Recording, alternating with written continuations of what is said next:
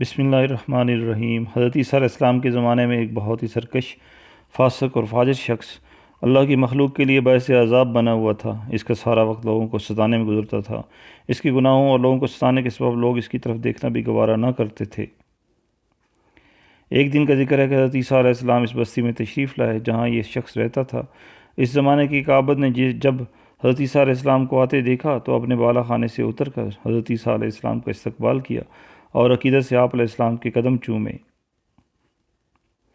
وہ فاسق و فاجر اور گنہگار شخص یہ منظر دیکھ رہا تھا۔ اس شخص نے اس عابد کو حضرت عیسیٰ علیہ السلام کے قدموں میں جھکے ہوئے دیکھا تو اس کے دل میں بڑی حسرت پیدا ہوئی کہ کاش میں بھی نیکوکار ہوتا، میں بھی اللہ کے نبی کے پاؤں چومتا۔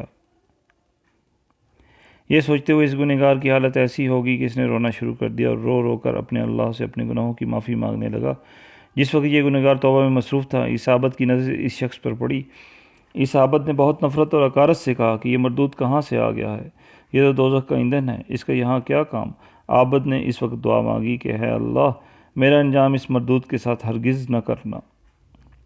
جس وقت عابد نے یہ دعا مانگی، اسی وقت حضرت عیسیٰ علیہ السلام پر وحی نازل ہوئی کہ گنہگار شخص نے ہم سے اپنے گناہوں کی توبہ کر لی ہے۔